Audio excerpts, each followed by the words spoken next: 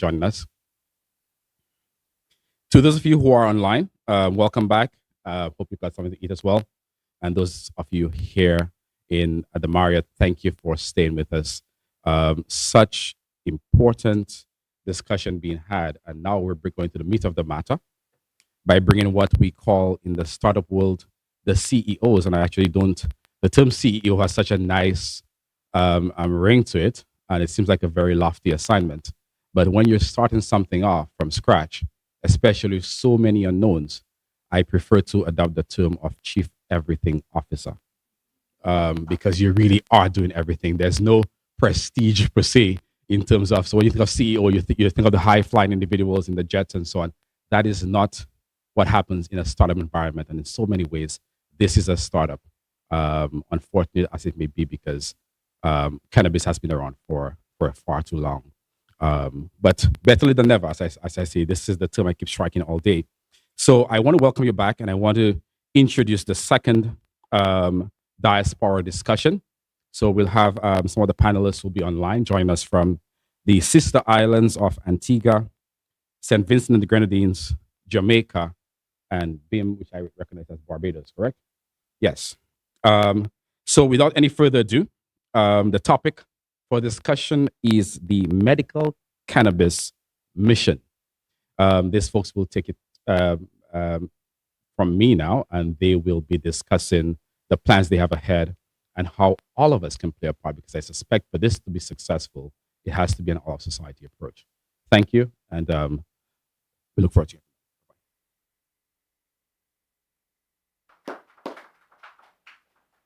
I would also like to take the opportunity to welcome everyone back to the space, those of you joining us online, as well as those of you joining us here in person. This discussion, or second Diaspora discussion, is entitled The Medical Cannabis Mission. And so what we are going to be doing is just kind of going through what the journey of this process has been in the multiple spaces in the region that it is happening currently. So we want to hear what the experience has been like, what have been the hardships, what have been the triumphs that we've experienced as a region in the overall endeavor of legalization of marijuana. So I'm going to start with having everyone who is joining us for the panel introducing themselves and their respective industries. I'm going to start with you, obviously, dance a yard before you dance abroad. Actually just made that statement. Good afternoon again, Dr. Garfield Alexander, CEO of the Medical Cannabis Licensing Authority of St. Kitts. And with us, we have the CEO of Jamaica, Antigua, Barbados, and St. Vincent. I'll allow them to introduce themselves as well.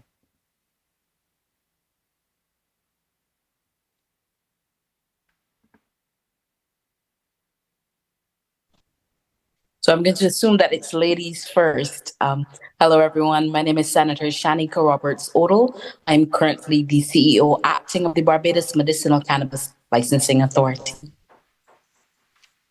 Great to have you.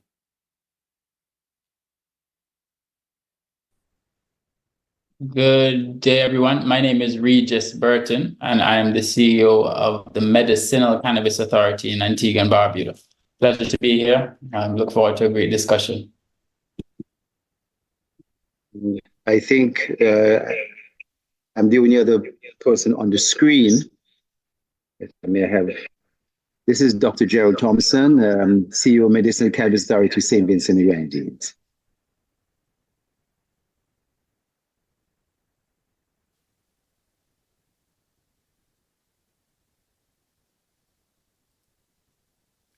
Regis, do we have Jamaica as well? I'm not seeing from my side. Proceed.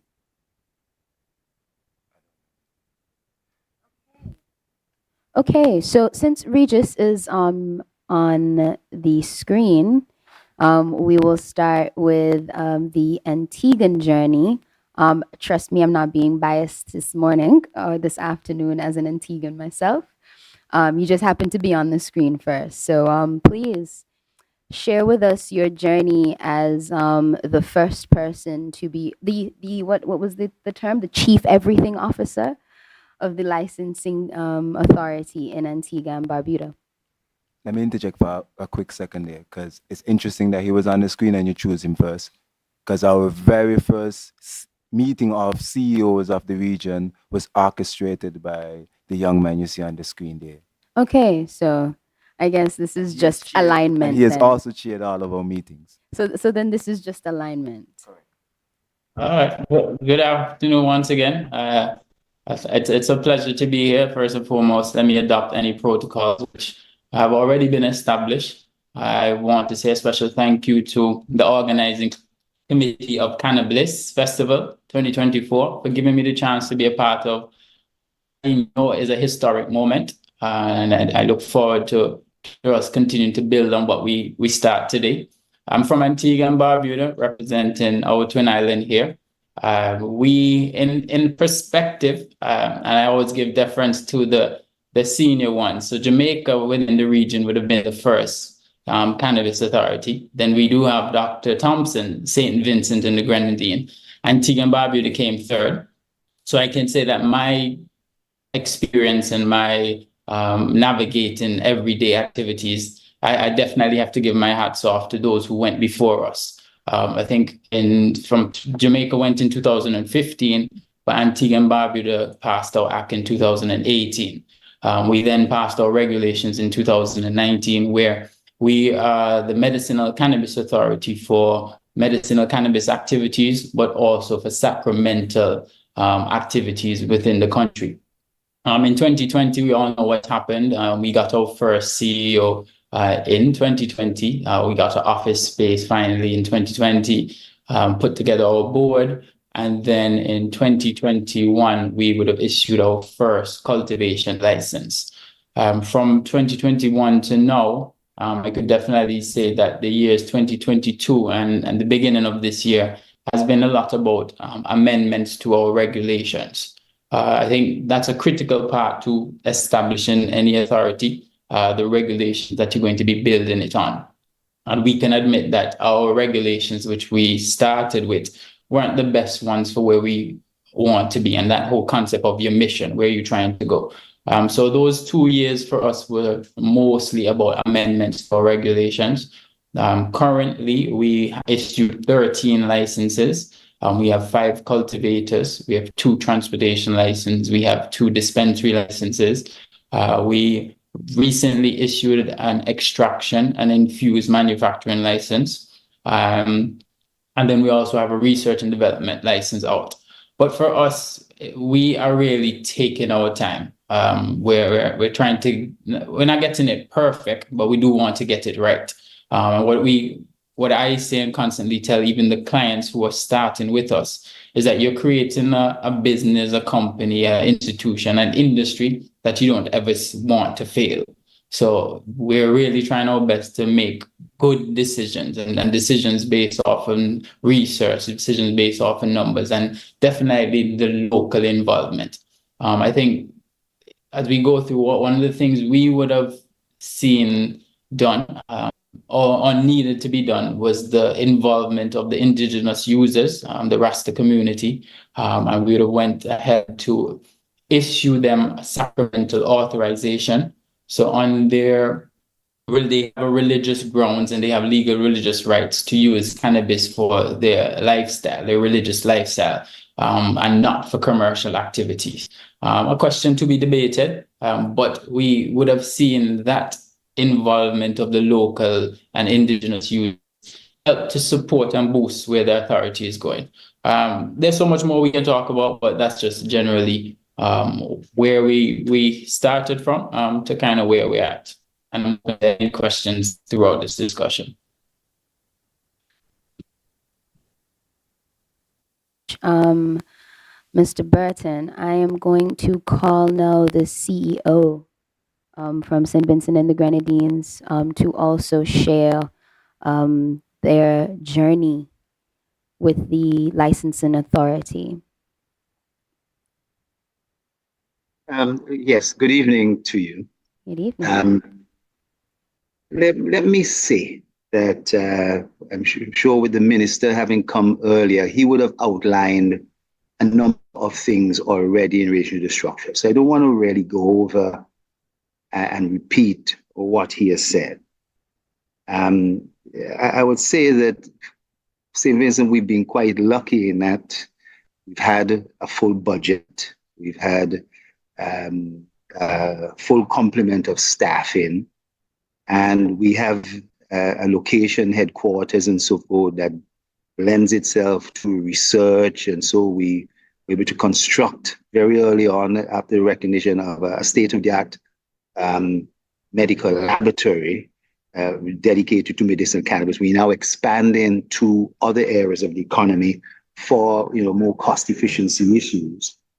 And we traveled, I think, around the world, not only to the UK, to Kazakhstan, to Canada, to about 6 or 7 different states in the United States, attended different international conferences to get really a bearing and really read a lot of the international regulations that your laws and so forth often are based on, but the intricacies of UNODC and INCB and so forth are things that really have to be understood. So we've gone quite far, as I said, in that being able to issue major licenses, a number of them. We've provided our traditional cultivators with a free license to bring them into the fold, make them feel wanted, and also that whole concept of amnesty, and being able to export. The concept now is we've recognized that the creation of an industry involves a number of different things.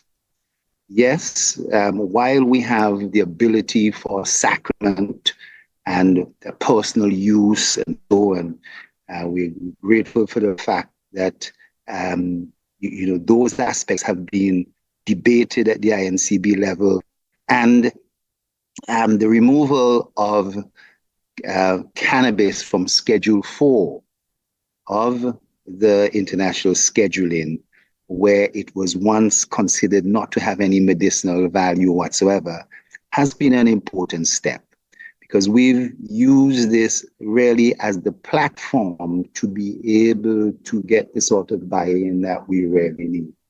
St. Vincent being a small nation, there's only a certain percentage, a certain number of persons who can really benefit from the medicinal aspects, whether for pain or for anxiety. And we've done training and so on, not only our doctors and pharmacists, but also nurses, senior nurses and so forth, so that they have a better understanding.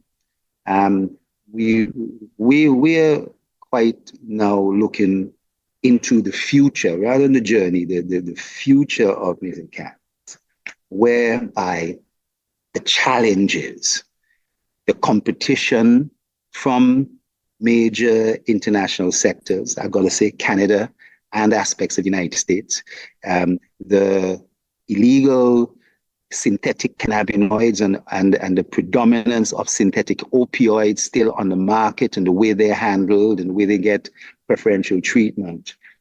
We really are looking at these particular aspects. So in terms of moving forward, it's important for St. Vincent and the Grenadines that the Caribbean as a whole is branded as an area that we are able to achieve certain quality, and that brings with it a whole set of issues as regards, the financing, how does the traditional cultivator fit in, but more so, how do you brand this so that it is something that's very positive and useful and so forth. So that's where I stand. Thank you very much for that insightful input. I'm going to ask the CEO of Barbados to come on board now and just kind of outline where you are on your mission, how far you think you've come, and how far it is you think you'd like to go. Well, thank you so much. First, let me say thank you so much for the invitation. I'm extremely happy to be able to contribute and to be able to be a part of this. Let me start by saying a tremendous amount of thanks for where we've come so far can be attributed to our brothers from St. Vincent and Jamaica, who have always been willing to help and offer whatever assistance that they can, and my brother from Antigua, who is very skilled communicator at bringing people together. So we have tremendously benefited coming into the space from having these persons around us. And it's a great testament to Caribbean unity, at least on the point of cannabis.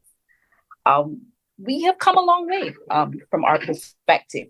We currently have about 10 licensees, which represents a combination of 29 licenses in various areas through R&D, transport, processing, cultivator, and retail distributor.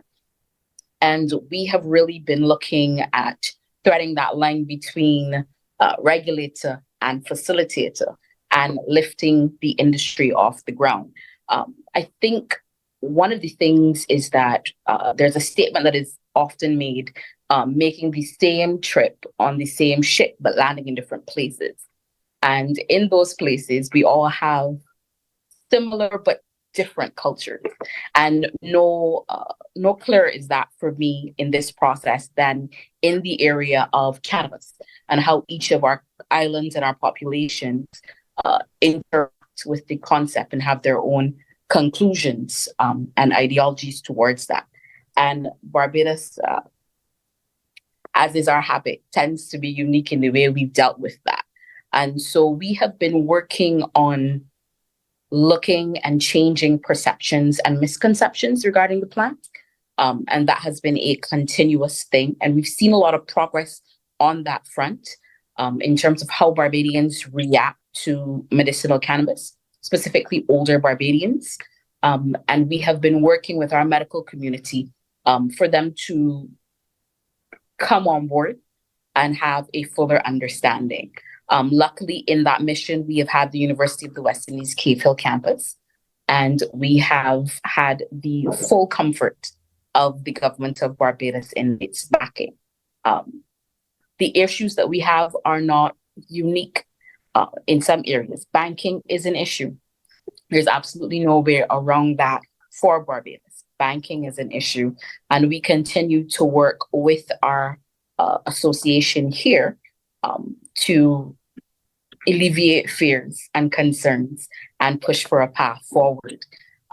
For us, we are all about finding ways to work together and the pathway forward. I have been, as I said, lucky to have some assistance in terms from our brothers and sisters. And I think we are pushing ahead. This year is the year of cannabis conversations. And we have done that extensively in Barbados. And we have been able to move forward in a way that I'm very happy and comfortable with. But there is so much more to do and so much more to change. Medicinal cannabis is one of those areas where there is always something more, always something interesting. Thank you so much for sharing that. I think it's very important to note that this is a journey. A mission is by no means something that is linear or something that is simple or any easy undertaking. And I think that is being outlined as I listen to each of you speak about your journey, that Chief Everything Officer has a lot of everything to handle and deal with. And so I want to encourage all of us in the room to have some grace and some patience for the process and for our Chief Everything Officers, because there's a lot for them to juggle. There's a lot for them to try and navigate. And especially when it comes to this fine line that we are walking, where we are a regulatory body, but we're also supposed to be facilitating an industry that has always existed in our spaces, in this new paradigm of decriminalization, legalization, and in this particular case, medicinal use. Yeah, okay. I would like to invite Dr. Garfield Alexander, the CEO here in St. Kitts, to speak a little bit about the conversation with medical practitioners. That's something that was just brought up in the last conversation with Barbados. I want to know, what has that experience been like, you standing on both sides of the coin? What is that like here? Great. I'm going to preface the answer to that question with something that I really have to offload. And I think Pierre really, really encompassed it in what he said. And I see it, you blinked onto it too. Chief Everything Officer. Because to be quite honest, when I was appointed to this position, I had no idea of what I was expected to do, what was my expectations, what was my job description, what it was. Even if it was on paper, it was hard for me to conceptualize it in our paradigm. Because again, I would have had to look to St. Vincent or Jamaica for the example. And again, St. Kitts is unique. Every space is unique. So I really had to try to figure out. And in my ADHD brain, it was very hard to put that square peg in this round hole. So when Pierre said Chief Everything Officer, that was it for me. That was the language I needed. But he also mentioned another phrase, startup, because that very recently that has come into my language, because every time I approach the topic of cannabis, especially within the confines of St. Kitts, it comes back to, it gives me the feeling of heading a startup. But yet, this is a plant that pre-existed us. I'm talking about human beings. Dr. Michelle spoke about the endocannabinoid systems that we have, and the fact that this plant actually produces is an exogenous source of it. It means that humans and this plant have been interacting for eons, and this plant obviously existed before us. It has been scientifically proven. So imagine having to approach a topic as a startup, and it has pre-existed us. So it was always battling. In terms of me heading and having to relate with the doctors, again, I'm going to be quite honest. St. Kitts is uniquely different. Like, we're a small island. A lot of I'm not going to say we're closely knit as a fraternity, but we don't, from what I've seen in the examples in other islands, there's a lot of institutional conflict, and shareholders, everybody's very defensive of their space. I find here in St. Kitts, I have to be honest, we don't have as much, and it's because I think of our unique small pool of human resource. For example, Al Pierre works at Ross University, and I was able to call him, and because I've seen him interact with this topic, and I thought he was the best poised. The same as Naima, who could call the PS of the Prime Minister's office, and they said, all right, and like the night before, yeah, I think you're the best person to co-host this. So I've been placed in a very unique space and in a very unique paradigm that my network is extremely vast and extremely deep, and it has helped me a lot, even when negotiating with the doctors. And again, like I said before, this is fundamentally for me, for us, by us. So I've been trying my best. Somebody mentioned the phrase branding as well, to understand what is the branding of medical cannabis in the St. Kitts paradigm. Because on the level of government, most of government departments don't think of branding.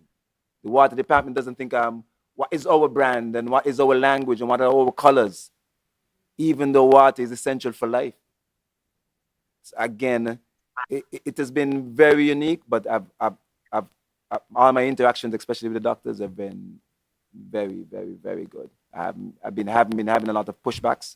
We're working now with Southern University to actually have a module where doctors, nurses, and even licensees can have a training aspect before they can be given licenses. Because I think it's very important, because in the vanguard of not just medical cannabis, but of the standards, the doctors have to be involved. So it's very important to create that buy-in from them. And to create that buy-in, you must establish what is the brand, because people must know what they're buying into. And when I'm saying brand, I'm not just thinking of it in just a profit-based entity. I'm talking about what do people feel and see when they hear Dr. Alexander or anybody utter the phrase medical cannabis or our medical cannabis authority. What language does it speak to other people? What feelings does it emote? And so very early I had to establish what would be my core values. And before I had any, I'm going to repeat this again, it was fundamentally not to repeat the mistakes of sugar. So we had to have ownership. It couldn't be, our resource couldn't be extracted from here, taken to another places and value add and be resold to us. So again, those were my core guiding principles before I actually had the core values of empathy, excellence, and equity. Thank you very much, Dr. Alexander. Dr. Gordon, and I know that the industry or the medicinal cannabis mission has been happening for the longest in Jamaica. So this relationship would have been one that you would have had to have forged.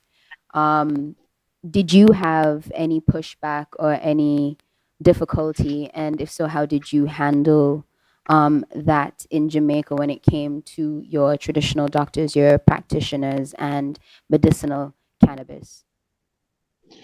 You know, in Jamaica, it was not just because of time, 2015 into 2016, when we engaged this process, but also because of the sensitivities.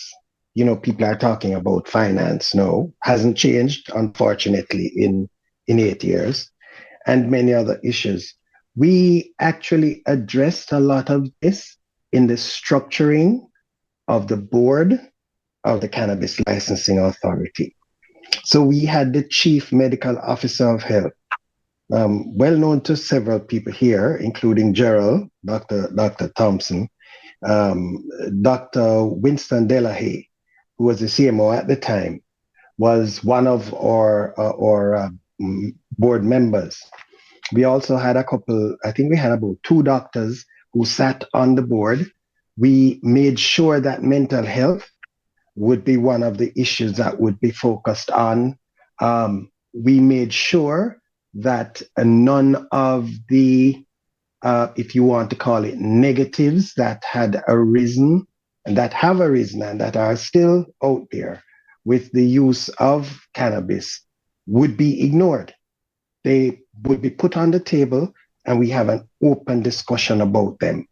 But at the same time, and again, remember, it's 2015, 2016, we ensured that a lot of the positive research that had been done at the time and a lot of the anecdotal and historical traditional uses and traditional players were also part of the structure of both the Cannabis Licensing Authority Board and any discussions that we had. Earlier this morning, I didn't really speak about it, but what we tried to do in building the industry is it was built on consensus. One of the challenges they have now in Jamaica, and thankfully, Dr. Thompson has been able to avoid it, and it sounds like also Dr. Alexander is also being able to avoid having the same problem in St. Kitts and Nevis. Not sure what it's like in Antigua and Barbados, but one of the things we made sure is that all discussions, everything would be on the table. We would try to move forward in a consensual manner and all positions would be respected so that the doctors did not have any reason to feel that any concerns that they had. And remember now, a lot of the concerns came from the psychiatrists who were seeing and raising issues of substance abuse and a range of other issues, and the implications for children and people who tended to suffer from various kinds of potential psychiatric disorders. All of these were part of the discussion. And I think going forward, for any of the authorities, medicinal cannabis or cannabis licensing type authorities. People need to feel that they can trust you to take their concerns, their issues into account, and whatever decisions you make, whether it's a license you grant or fail to grant, or regulations that you issue, people need to feel that you have listened to them, and that what you are promulgating and what you're aiming to deliver is going to be in the best interest of everybody. That unfortunately has not been the case in Jamaica, actually since 2016.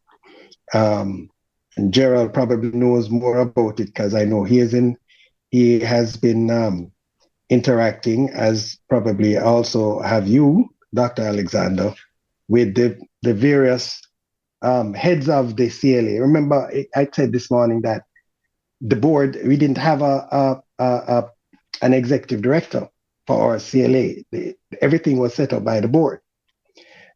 Subsequently, somebody was appointed, and if you go through, Jamaica has changed the head of the CLA, as have the head of the board of the CLA and commissioners multiple times in the 8 subsequent years. I really would not wish to see the same happen in any of the other Caribbean sister countries, because that is not a way that you engage persons or build an industry.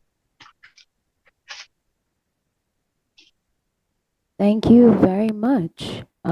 Is there an interjection from Dr. Alexander here? Yes. Barbados. I had the opportunity to look at a booklet that was produced by your department and spoke a little bit about branding. What were your ideas on branding before you started the whole marketing campaign? Because we haven't done that as yet.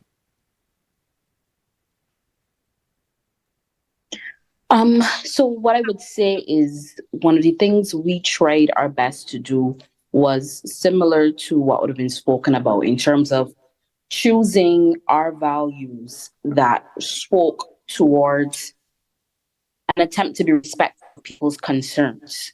We talked about transparency. We talked about being patient-centric and patient-focused. We spoke about building an industry that was aimed at opening doors. And it was really important because when I talked about the various aspects of cultural issues, there was, and to some extent is a strong aversion when it comes to cannabis in the more traditional formats of the society. And so a lot of our efforts have been aimed at bringing education to the fore, bringing information to the fore, and we have tried continuously to be in many different places and many different spaces, and speak towards what we're doing to bring people together and what we are doing and aiming it at what we're doing to bring this plant, which has so much opportunity to help people, to the fore. And so what we wanted to do is we kept consistent, the usual things with branding, and it's really important that when people see you, they see the same kinds of things. They see the same, how should I put it, the same effort put forward in being consistent with your messaging, consistent with the way you're presented, and consistent with the mission and the values that you are trying to extend to the community. And so that is what we have tried our very hardest to be consistent with all of its ups and its downs. I think one thing you can say, we've been very consistent with our messaging, with our branding, and putting that forward.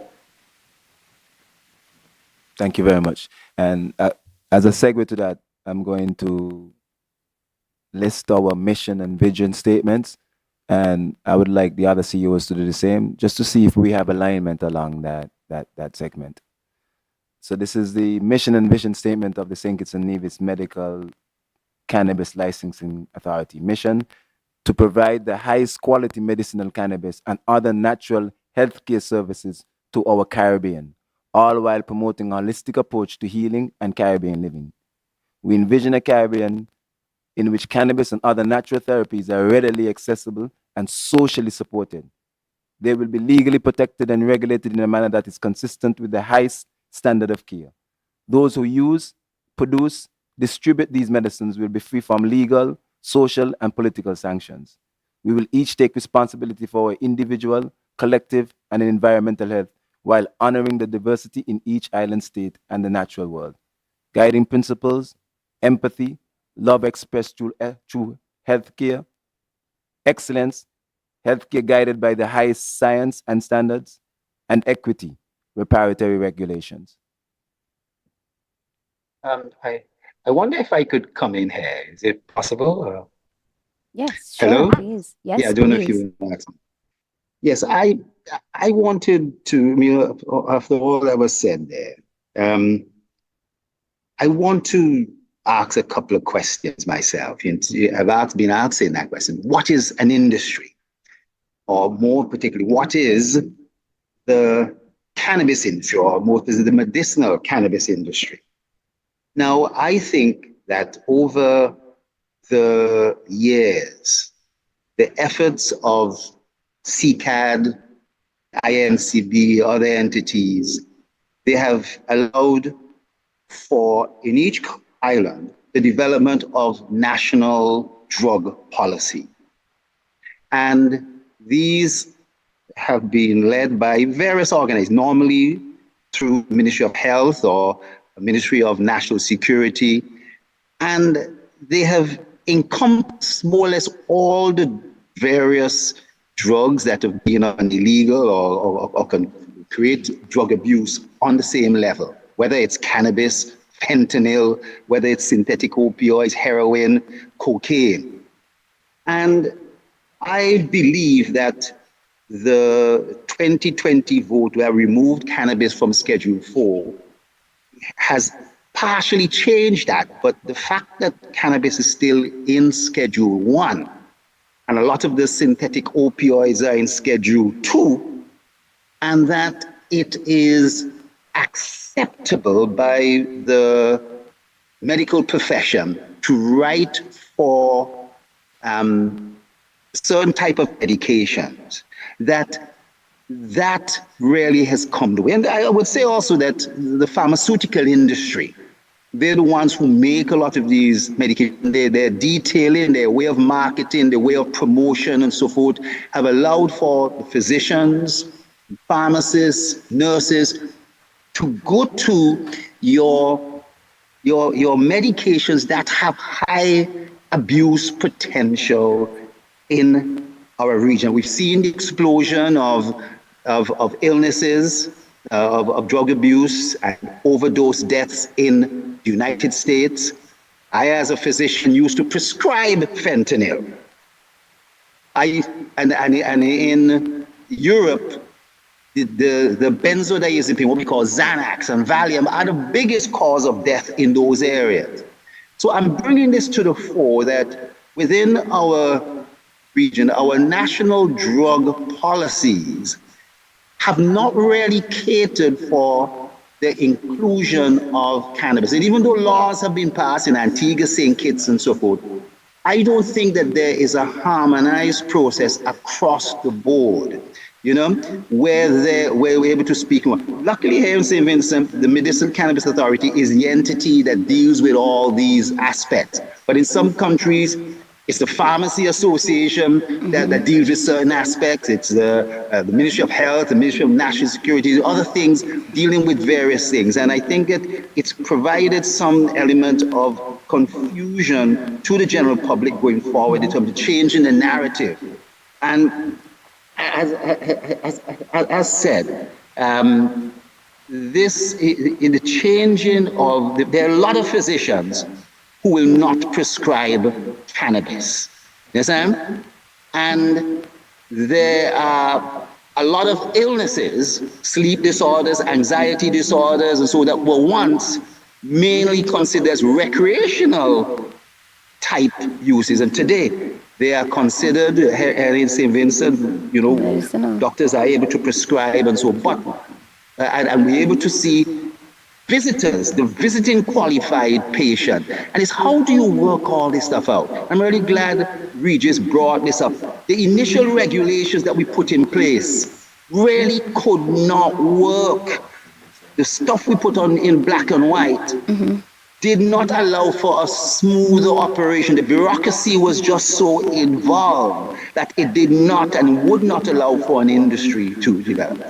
And lastly, in terms of the technical barriers to trade, partially we've overcome a lot of them, but there's still a lot of prejudice. There's a lot of other concepts. There are bigger countries that would like to export cannabis-related products to the Caribbean. And it's probably going to happen.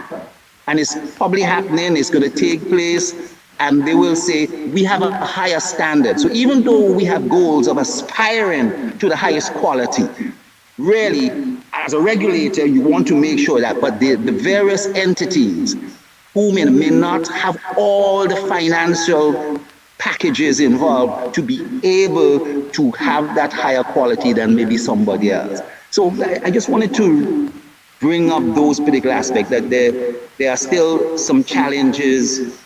We can have goals, but we can have the challenges to the industry really requires a lot of thought, a lot of effort, and a better understanding of industry in general. How do you really get industry moving, especially in the medicinal cannabis industry sector? Doc, it's interesting that you framed it that way, because the Honorable AG spoke this morning, and before he even started out, he made I don't know if I want to call it an apology, but he made an apology towards the Rasta community here, who he said were expecting more. But those values that you just extolled there, those are some of the queries that they had from the very start. In our first discussions with them, the same things you highlighted, they were highlighting them from the start, that it wasn't the perfect fit. But it's a step-by-step fashion. We have to start small before we go big. But it was just good to hear you repeat the same sentiments as the Rastas.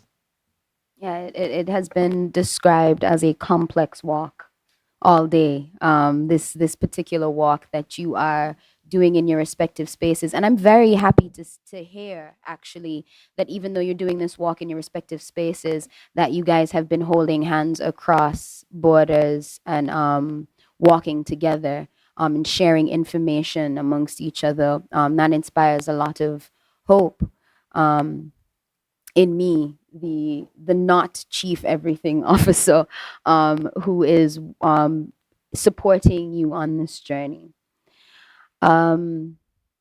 We have spoken a lot between the earlier discussion and this discussion about the challenges that have come with trying to even define what this industry is and how it works, and how to get the kind of reparatory justice, the type of legislature that you really need in order to make this thing work the way it's expected to work, the way we've wanted it to work from the beginning. But I would like to know what you feel have been your biggest wins during this journey, and on this path that you've been walking. What are the things that you think you can clap or pat yourself on the back for achieving thus far? I can jump in quickly if it's. Go ahead, So Regis. Yeah, go ahead. Gotcha. So yeah, quickly, I think I would like to say that our biggest win in Antigua and Barbuda is the fact that we're still here today, the 29th of December, 2024. When you look at the cannabis industry in perspective, a lot of people started out and then they fell out. A lot of people didn't go through the challenges and those hurdles and stuck it through. I remember when I was first offered the job, I always say that I'm accepting a job that has all problems. And I tell my staff that we know that every day it's a problem. So we're here to be solution minded and to solve these problems. So I think definitely sticking through and being here is one highlight for us. Well, we would have successfully done a pilot program from cultivation to dispensary for 1 year. So I think we can highlight that. And then our support to the Sacramento community would be our third highlight for the year. Could you speak a little bit more about the support to the Sacramento? Yeah, so the Sacramento authorization was issued in April of this year, where we would have recognized 3 houses, temples, on the 3 different tribes, who would have made an appeal to the authority that on their territory they would want to have sacramental authorization, which is in our acts and which is in our laws, that on that piece of land, which we would have already surveyed, that any cannabis activity that happens on there is for religious purposes. So you're seeing them use it freely for their daily lives.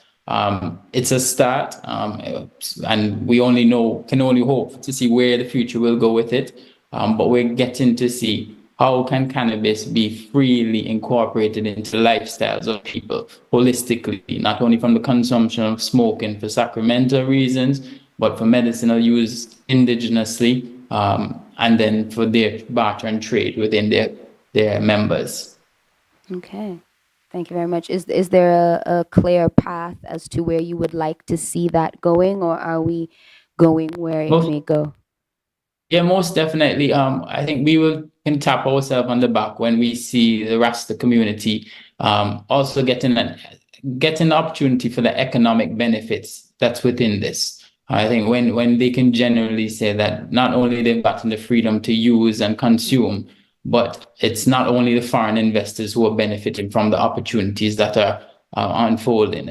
We can see the success down the road happening within the communities, and it's the local Rastaman who would have stuck through and now benefiting. So I think that's where our mission is, that we want to see the indigenous people benefit from the ripple effect of opportunities that are coming. You can also catch this question, or someone else can choose to take it off your plate. But I think the question I'd like to know, the answer I would like to get is, what is the biggest, or what has been the biggest blockade to that end, to the Rastafari community being able to actually economically gain from this? What has been the blockade? What has been the issue? It's simple. It's unity with Black people. I think that's, and it may be simple, but it's getting them to be united in one specific approach. And you're dealing with multiple tribes or houses or tabernacles, and each one of them have a perspective of where they want to be. So it really just getting them to unify and then sticking to it and working through it for the long run. Okay. Thank you very much. Greatest achievement. The greatest achievement that I could highlight isn't even mine or the authorities. It would be when a young Kittian challenged this whole system, as we call it, judicial or otherwise, and challenge the constitutionality of police kicking the indoors, the constitutionality of people not recognizing a plant as a plant. When Sankofa challenged the constitutionality of that, I think that was the most empowering thing globally done. And it serves to me that even when persons come to me and ask me what I'm doing, what the authority doing, what the government doing, and I show them, his example, that it really begins with each individual and your relationship with the plant. And that's why the core value for me is empathy, because it has allowed me to see persons, or meet persons where they are. In that I don't need to convince everybody how magical or wonderful or medicinal this plant is. People can interact with it as they see fit. And it has allowed me now to even see the different tribes and houses and see it as a benefit that, not necessarily that they've united with one vision, because that might never happen, and that is a plus. But the fact that for 100 years, not just Rasta communities alone, but Black and brown communities around the world understood the potential of this plant. And for 100 years, despite being policed, attacked, scrutinized, it existed for that 100 years under duress and in darkness. almost like a seed that now has sprouted and is about to bear fruit. But the landmark judgment where Judge Eddie Vento said to the government, the administration, make these laws more constitutional. No global body, no global entity is more important to us than our citizens and their well-being. That for me was fundamentally important. That for me echoes across the region. That for me echoes in the globe. So we are constructing these new policies, the AG, the Prime Minister, the Minister of Agriculture, the Cabinet and the board, basically on the foundation of one citizen moving past his Rasta ideologies, moving past his blackness, moving past everything else and deciding, I have to do this for all. I think that is extremely powerful and extremely critical.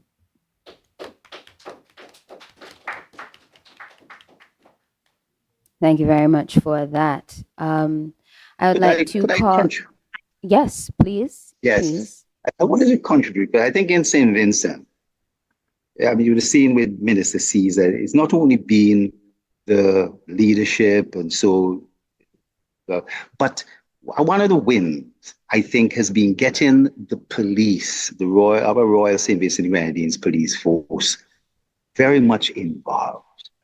And this whole concept of tolerance, for them to understand, because this has been the easy thing for them to do. If you notice, in South America, it's been cocaine. North America, it's heroin and fentanyl. In Afghanistan and Pakistan, it's heroin. For the Caribbean, it's been cannabis. So that's what they have known. And I want to appreciate the way in which the police have really dealt, and the way, you see, tolerance is not legislated. You know, in the law, we have up to 56 grams of personal use, but we've asked them to look a little beyond that, you know, and to give us time for the industry to really grow and to work. But I should say, in addition, I've mentioned before, training the doctors and so on. That's been very important, because now, you know, we have 50% of the persons receiving prescription are female. This is not young males who are teenagers and so forth, who typically have been smokers on the block and so forth. Talk about females and the type of things they're using it for, the inflammatory disorders, in terms of, even though it's not used for cancer, the pain and the nausea and vomiting that comes from as a result of cancer treatment is being used for. Sleep disorders, one, and of course, pain in general. And if you could understand in Gaza today, where there's no pain medication there. This is what tooth is being extracted, a wound is being sewed up, and so without any pain medication. But at the same time, you don't want to use these Vicodin and Percodine, there's all kind of names that are addictive in their own right. And our sportsmen, so many have gone down the tube because Dr. Alexander and I have put them on these medications and they can't get off of it. But what is more important is that understanding that the Caribbean must present a profound story. And like Jamaica has a perfect, wonderful story to present with cannabis. We've been trying to do the same and coining that. But in addition, we found out that we must overcome the technical barriers to trade. The entities that we want to sell, I'm not talking about locally, but we want to export to, because there's different market.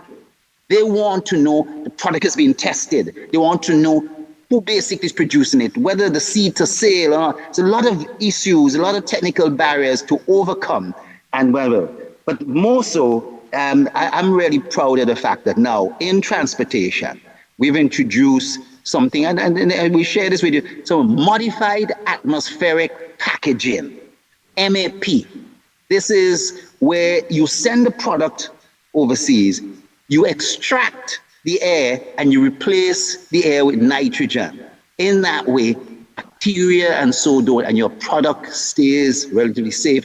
There's a host of innovations that now are being introduced to the cannabis industry that have been passed on to other parts of the agricultural industry.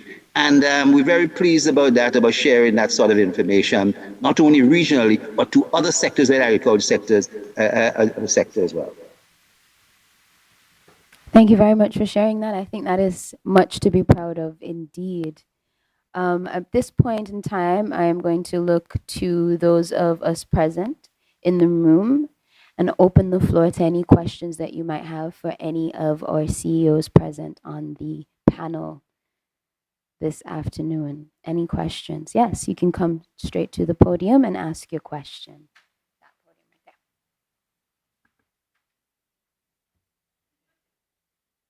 there. Welcome our intellectual property expert needed in this forum. That's what I came to talk about. Of course, I heard the discussion on branding and just wondered if any of the countries have included intellectual property protection in their frameworks, their legislative frameworks. And then I had a specific question for the CEO from St. Vincent and the Grenadines. He mentioned that his authority was, it had a full complement of staff. So I just was interested to know the makeup of that staff, and I'm wondering about the numbers as well. Okay, so Dr. Thompson, you can answer that question first, and then we'll revisit the question about intellectual property and branding. Yes, we actually we established our MCA under the Ministry of Agriculture rather than a Ministry of National Security or Ministry of Health. I think in a number of places, Canada, it's under the Ministry of Health. And what this did, it allowed for sharing of information and incorporating information with that of our Ministry of Agriculture. So our inspectors, who are part of our thing, we started over 8 inspectors. They are more agricultural, they were former agricultural officers, trained agricultural officers with degrees and so forth, as opposed to former policemen. And we do have strong links with the police, but we have an MOU and so forth with that to gather their services and so where necessary. But it was not necessary to incorporate police. We had a lawyer, we had a technical division, we had a accounts division, and we also had a huge licensing department. In essence, yet did not allow me to start off as a sole individual, put it that way. And I could understand the challenges that other islands have had to go through, being 1 or 2 persons there and not having a complement of staff where you could really kick things off and get your licensing process done and this, that, and so on. There's always been a challenge about overstaffing. And so over the years, we've become a lot leaner as we've cross-trained persons. So starting off, you may need certain levels of expertise, but going on, you would find that the information can be shared. One individual can do multiple jobs, and you can actually scale back so that your overall cost is limited. One of the great things there was an agricultural station that was available, and we simply were allowed to take it over, fashion it, remodel it, and so forth. So we don't pay rent. We don't pay those sort of costs, on a monthly basis and so forth. So if the money comes in from your treasury and so forth, you got to find the money somehow, and somebody who you rented from is asking you. And there had been a thought at one point in time, please find a corporate headquarters, rent somewhere for some period of time. So I know that Regis is smiling and so when he heard that one there. But, it takes a lot of the financial strain off of my authority, where We've been able to scale back a little bit, but we feel pretty happy with the staffing and so forth that we have now, and so in terms of getting things done. I wish that kind of support on everybody else. That is commendable. That is it seems almost too good to be true. Just magical. There's another question coming from the audience, but I do want to have the question about intellectual property answered. So if there's anybody, any of the CEOs who have considered or who have added the intellectual property protection to their branding, that now would be the time, please, to jump in and let us know how you went about doing that. Then we're going to take this other question from the audience, and then we're going to bring this discussion to a nice, tidy close as we have a coffee break. You mean you're requesting that? You can request that. You can request that. It is yours. That's no problem. You can request, and that could be granted. And I want to jump in on the question you posed, but I also want to send back out a question to Gian. I want to also come back up and give us some advice in terms of intellectual property and how we're going forward. But I want to mention to the SVG CEO, I was told that there's an entity or company there that's just doing one specific strain and it's endemic to St. Vincent. I don't know, you could clarify that. But I know here in St. Kitts, initially when we started out and I had these discussions with Gian about having a national brand, a Amiga brand. And one of the hallmark areas was Sandy Point, Phillips's, certain areas that are known to already have a pre-existing cannabis culture. Because one of the important things of the plant, the herb, the flower, is what we call a terroir, which is no different from the terroir in wine or cheese. It means that wherever you are, human activity, human nature, and what we do, how we do things culturally, impact the plant, impact the soil, and then comes out in whatever products we grow. So I know fundamentally we wanted that, but having so many other attributes is maybe gone on to the back burner. You know, let me, I know somebody's going to ask a question there. People are coming. In St. Vincent, we introduced what's called a Breeders Act. That it's a Plant Breeders Act. And we had people come in from Europe and so forth, working with a commerce intellectual property organization to show us how to really get. I wouldn't say we've utilized it to a great degree. Now, you can't patent the cannabis plant. So you can copyright a brand name, and promote that particular brand name. And I think this is what really has to be done. But the popularization of that brand name, if people come and they ask you for a visitor, come and ask you a brand name that they know in California, you may not have that. But I may sound strange to say that some of our strains are excellent. We've strived to try and get strains that are mold resistant, water resistant, drought resistant, that can also give you a certain level of CBD and THC, the desired levels you want, you know? But there are some other strains that are average and not so good. And so what I think Emmanuel was talking before is that utilizing strains from elsewhere is not necessarily a bad thing, and that you have to utilize whatever is in your particular island, because it may not always reach the standards that you really reach. Some diseases require higher THC products, like sleep disorders and so. Some diseases prefer CBD, and some diseases require one-on-one, half, a certain amount of high CBD and a certain amount of high THC as well. So you need multiple strains, and you may not necessarily have that. So the concept of bringing in and modifying and improving strains should not be considered as something that's bad, and that we already have all the best strains. It's nice to beat our chest and say that, but I'm not absolutely sure that is true. And it's a bit difficult to sell that idea to everybody. But the reality is that you have to take it at what it is. Thank you.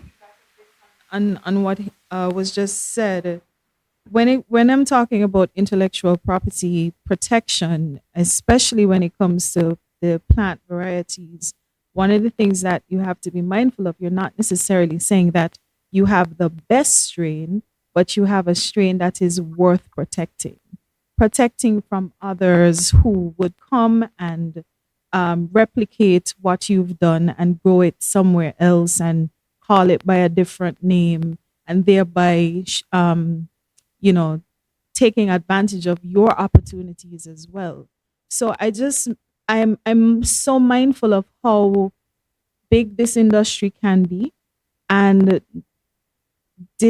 looked at the wonderful exhibition that we had next door with the very indigenous names of strains and things of that nature. You don't want people copying these things and then undercutting your efforts. So just to mention quickly, you have the breeders variety protection, the plant varieties protection that's available that would protect local strains or strains that have been created by breeders.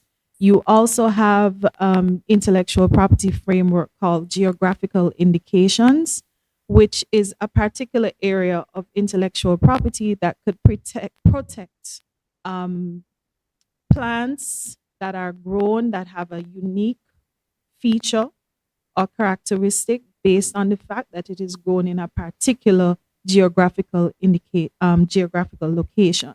So, for example, Dr. Alexander mentioned strains that are grown in Sandy Point. So if we invest and find that strains that are grown in Sandy Point have a particular characteristic which makes it premium in some particular respect, then you have scope under intellectual property framework to protect these strains as a geographical indication because it's linked to our geography.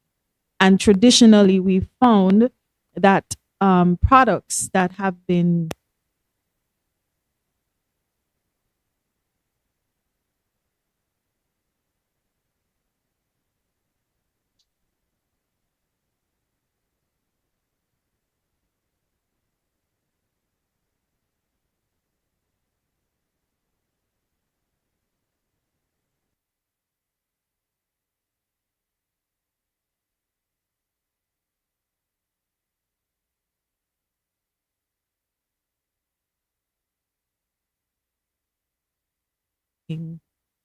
manufactured and promoted here. So I just want our CEOs to be aware. And I notice in all of the countries that are represented, you have very active intellectual property offices. So I would encourage all of you to partner with these offices in your respective countries and find out exactly how the intellectual property framework can assist your efforts. And that comes. Thank you. Thank you so much. Okay, so question from the audience. Please introduce yourself and ask your question.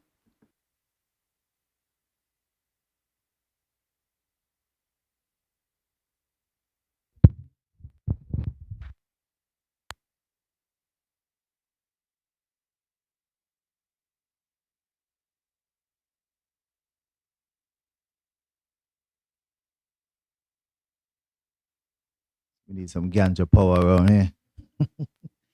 Again, I'm Rasai Roy, the chairman of the local organization of Rastafarian Unity. Just a comment and question. I noticed quite a bit of our regions, some similarities, some differences, but I want us just to reflect on that early mission, that CARICOM mission, which was commission that was established. And quite a number of things came out of that commission, because we still can see a lot of islands trying their own little thing and approaching it individually, which, if we're not careful, could be detrimental to our development. My main concern is the opportunity for the locals. We spoke of traditional farmers. I want to go directly to traditional healers and herbal practitioners.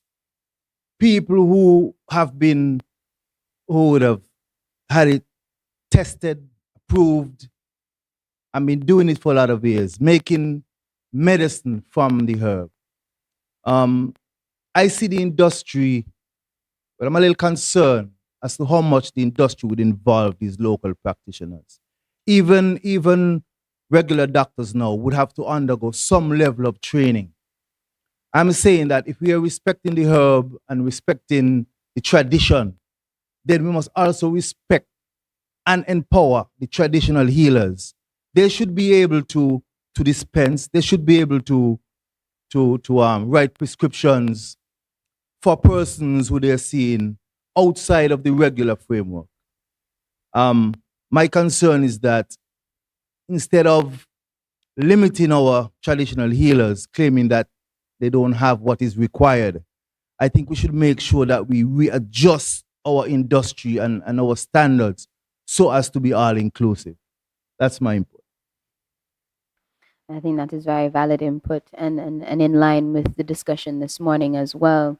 If we are going to have an industry that is for us, by us, that includes our traditional growers, healers, users, and of course, sacramental via Rastafari, that's important. And so I would love to know if any of the CEOs have any response to that. Is that something that is a part of your plan? Is that something that you have considered?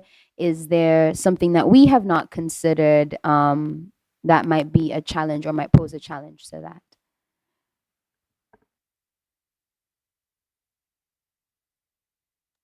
I would say yes. Am I on there? It's an area that is very complex. The medical community is quite protective. So in most islands, the medical registration acts do not include the listing of the traditional healers as one of those individuals who could actually prescribe and so forth.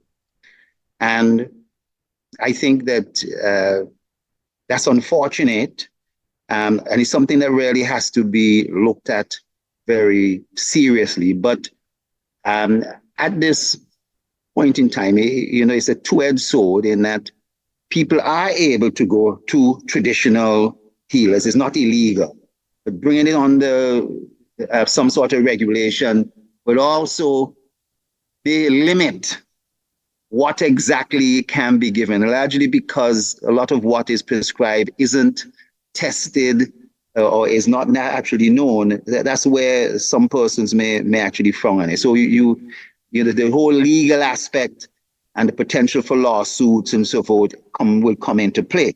But I think that the time is now, and the discussion has been going raging in St. Vincent about that, but it hasn't really happened. And there needs to be amendment across the region of these listings under the Medical Registration Acts to include traditional healers of some kind. To put my little 5 cents in it, I think earlier on it was mentioned, I don't remember who speaker, but speaker spoke of platforms for participation, and Dr. Gerald explained it quite nicely in that it's a two-edged sword. I think as the authority, as the regulatory authority, we really have to work on relations.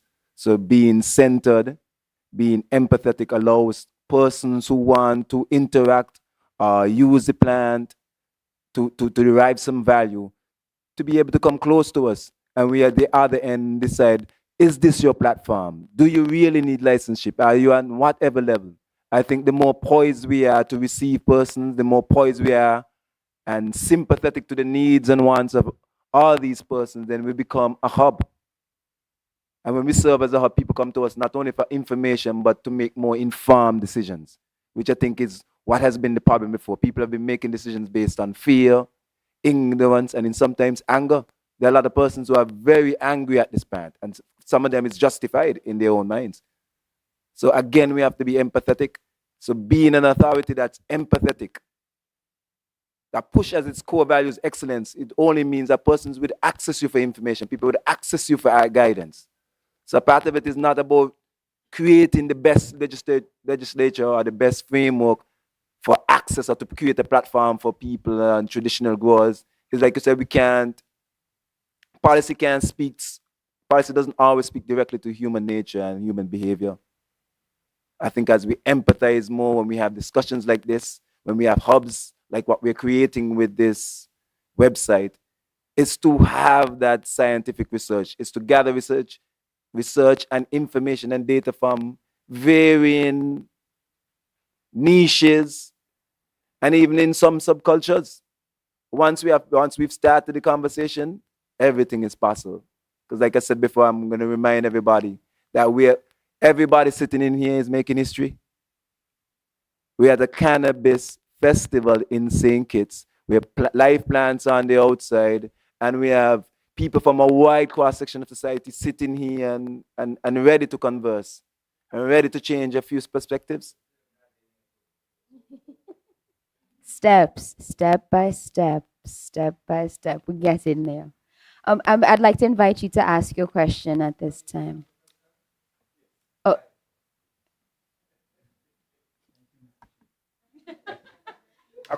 Mr. Moderator. Good afternoon.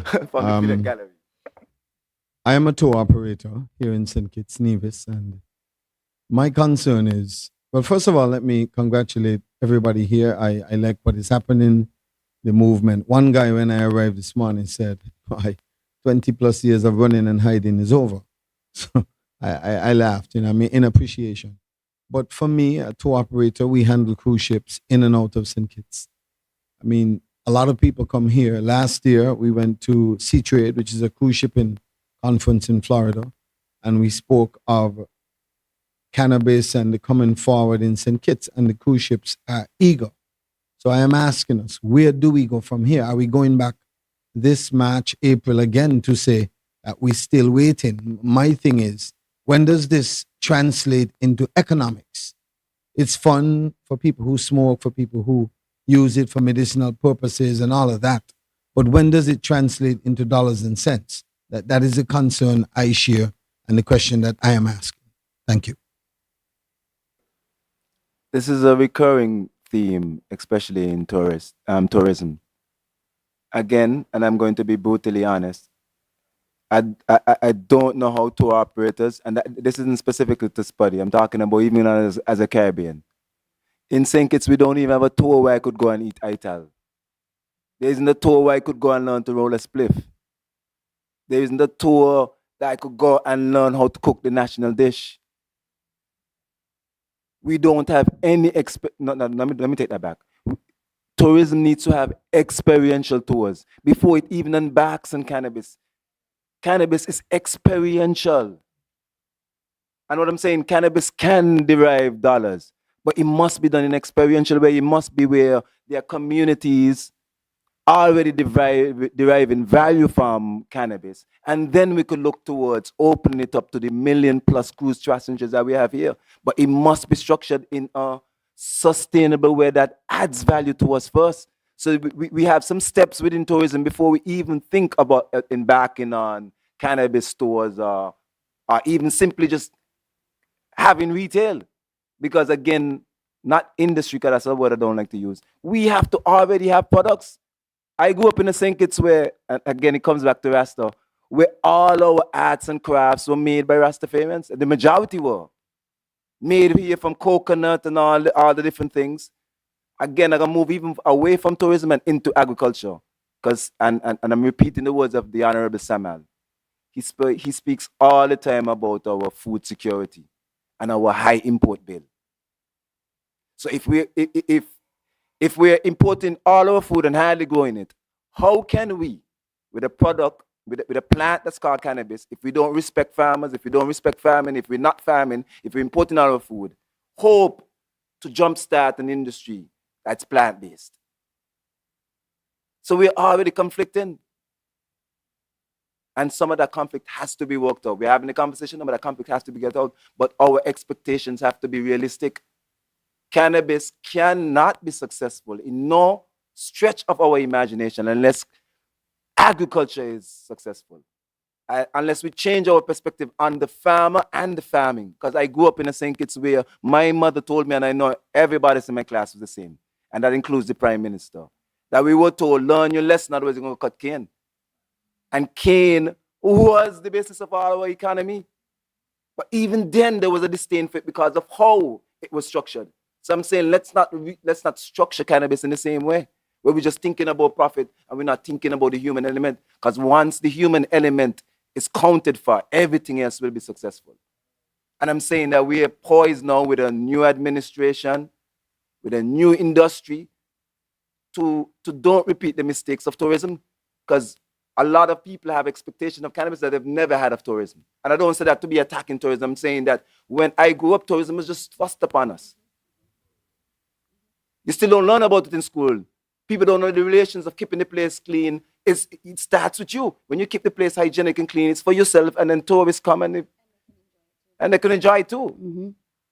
So I'd like to interject here and say, yes, you absolutely go back and say that we are still waiting, because cannabis is not a money ride or something that we wait on to come and generate more revenue for us. We just had a conversation about the fact that Rastafari still has not been positioned to be able to economically benefit from this.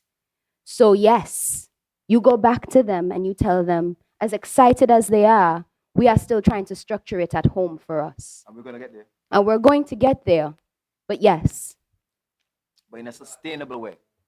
But yes, that's the answer, unfortunately. It has to be. It absolutely has to be. But by whose standards? Sure, by whose standards? Because we just had a conversation. I don't know how much of this panel you were here for. Because we just had a conversation with CEOs from around the Caribbean speaking about the fine line that we have to walk. We have been calling this journey and this walk a complex one from this morning until now. So slow by whose standards? Slow by the standards of the person who is hoping to make money from it, or slow by the standards of the person who has actually faced prosecution in the name of this? If I may respond. Sure. My point or my statement is not one to take advantage of, as you said, Rastafari. Sankofa can attest that we've worked with Rastafari to create activities that would take people into the Rastafarian community so that they can see and experience a different side of St. Kitts as compared to the traditional commercial tourist side. What we are saying is the process, we are talking the same thing again and again and again. I'm saying we should derive or create a blueprint. We should try to follow it as best. If you deviate from it, that's fine, no problem. Such is life. But what I'm saying is we are going back again to these cruise shipping conferences. And I use that because that is the platform, the area in which I work. I'm not saying that is the rule of thumb. Or what I'm saying is we are talking and talking and talking some more. Something has to happen. To me, it's great. I love what the guys are doing outside. It's great. But how does that translate to an economic benefit for the countries that are involved? For people who use it for pleasure, great, no problem. How does it translate? That is the question I'm asking. How does it translate, for example, because when I ask the growers outside, is it translating to dollars and cents for you? Is it translating? The answer to that is, yeah, on a small scale. But you can definitely see the investment that they have made in the products that they have outside far outweigh the economic benefit. And that is the point I'm trying to make. When does it translate? As people will deviate and move into other realms. And that is my concern. And then here comes Mr. Big Money Bags, who is patient and can wait it out and wait it out and will trump or goes outside or Rastafarian brethren. That is what I am saying. It's not a matter. I use the cruise ships because that is the area in which I work, but I'm not necessarily saying that the cruise ships want to come in and take it out. That's not what they want to do. They want to sell Kitishon, Nivision, Caribbean experiences where people can come and enjoy cannabis, enjoy marijuana, whatever name you want to give it. But it has to translate into dollars and cents. And that is what I'm saying. I'm not saying to overrun anyone. I hope my point is understood. No, fully understood. But again, with cannabis, there's going to be varying perspectives, varying plans. What we're poised in the society to do is to receive all the information, receive all the perspectives, and chart the way forward. And for some, this is purely about profit. And we're saying if it's across the country, it's for everybody to benefit. The first step for me is not profit. It can't be profit. Because again, persons have always been profiting from this, and it has been based on it's been criminalizing one sector, but yet all the money is coming from it, even when it was illegal, was going through the legal routes. Economies were benefiting from this all over the world, even when it was illegal. So profitability is not a question. Otherwise, it wouldn't have existed 100 years of being searched out, warranted, discarded, and burned. Profitability is not a question when it comes to cannabis and the cannabis industry. What we need to focus on is to make sure that we don't create the human mistakes of the past, where young, thriving entrepreneurs were sent to prison. And I'm just talking about the Kitishon perspective. So before we get to cruise ship and other industries and cruise ship passengers, and it was said that we're talking. Action is being happening, and we're going to continue to talk. Our conversations are always going to be a part of the change. We never stop conversing. And if this isn't a manifestation of deep thought and deep action, I don't know what is. That we're going to have the authorities, UWI, Southern University, the entire diaspora meeting at one conference. And we're just not talking. These are persons who have written papers. I love the fact that Dr. Emmanuel spoke this morning. Everything he extolled, he has already done a scientific paper on. That's how serious this journey is. And even if we don't think of the now and the persons that are along this journey, let's think about the persons that have gone to jail, have died as a result of a plant. So at no point at all is this slow. There's nothing that we've ever achieved as human beings that hasn't been slow. Tell me what we have achieved fast.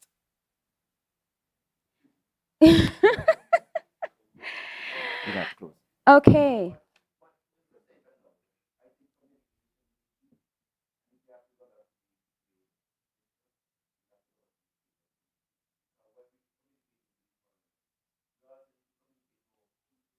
First. Oh. You see, we don't allow you to speak from the seats for a reason, because then your sound goes missing. So that tidbit, unfortunately, only went to those of us in the room.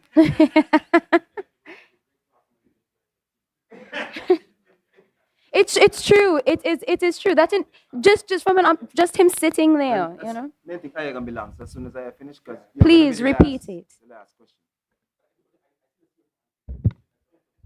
Oh.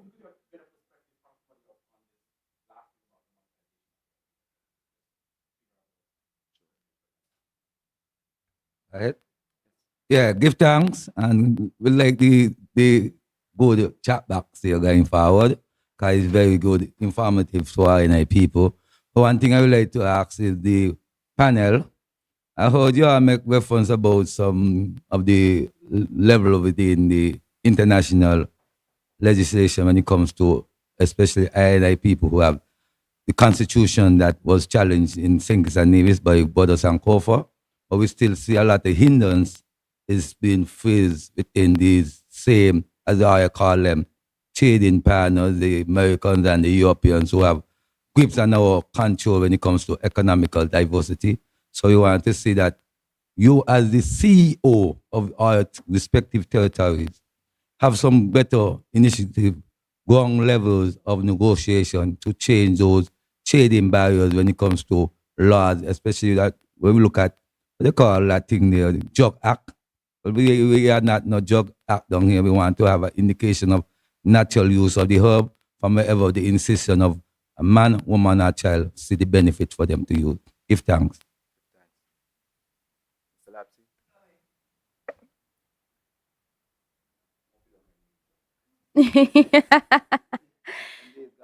Good afternoon to everyone. It's just a comment.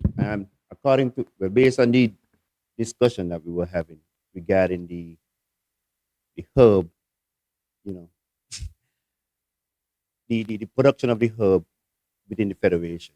All I'm trying to say is that it is a communication, and we, rather than us moving fast, we take our time by communicating to the public along with the foreigners, because one of the things that we miss, and Garfield mentioned it when we were, when we were growing up, we went into tourism, but a lot of us wasn't part of the tourism industry. We weren't educated about the tourism industry as much. So we went into tourism and we weren't in a position to gain from such. So while we want to go into something as such, where we can control it, educate our people first, let us understand what are we getting into. And that way, once we start the production, or once we start to do the business as it is, we have a whole of the industry. We understand the industry. We can partake in transmitting the information to whomever come to our federation as to what the industry is to us. So we have a part to play.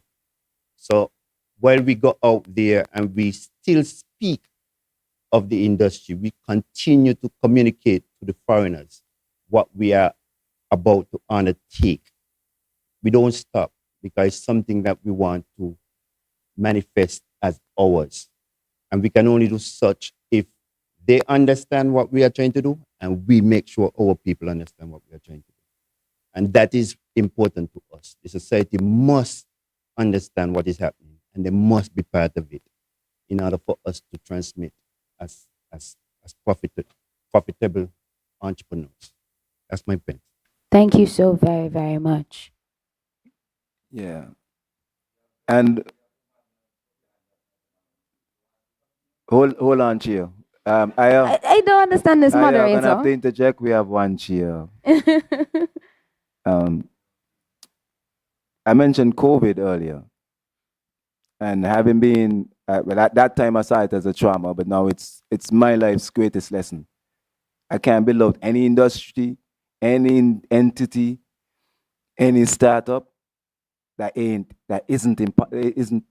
can't resist another COVID. We have to be able to be self-sustainable, and if we don't have tourists coming to our shores, if we don't have food boats dropping our food to our shore or dropping off cannabis to our shore, we must be able to feed ourselves. We must be able to sustain ourselves. So anything built out has to be built out with the locals, with sustainability, with the fact that we are a small island developing state. Those three.